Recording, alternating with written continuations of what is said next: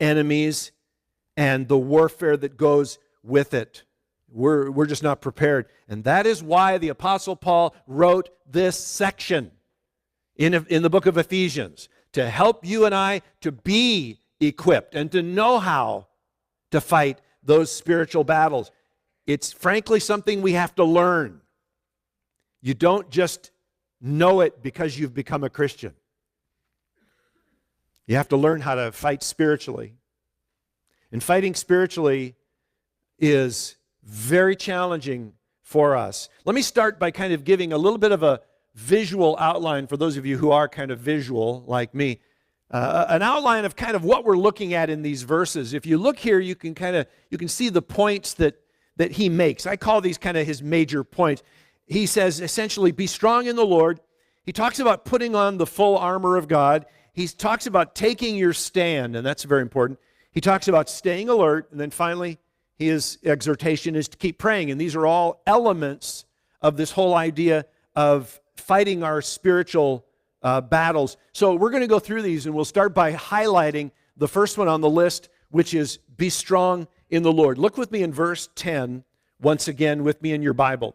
It says, finally, be strong in the Lord and in the strength of his might. And I got to tell you, starting off an exhortation on spiritual warfare, I'm so glad the Apostle Paul started it with these words. He didn't just say to you and I, now be strong. He could have said that. I've had people say that to me in the past. In fact, it seems like all my life people have been telling me to be strong, but they expected the strength to come from me. Be strong, Paul. And I wanted to say to him, I'm not strong. Notice what Paul says. He says, be strong in the Lord and in the strength of his might. Here's the point. The Apostle Paul knows that you and I do not have the strength to fight spiritual battles. He knows right off the get-go, and he lays that as kind of the groundwork of what he's going to say for the rest of this period. He says, be strong in the Lord. You got battles that you're fighting, be strong in the Lord.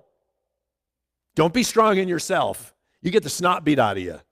Be strong in the Lord and in his power and in his might.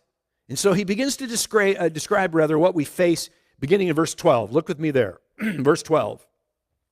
He says, for we do not wrestle against flesh and blood. That means you're not fighting people, but against the rulers, against the authorities, against the cosmic powers over this present darkness. And if you didn't understand all of that, check out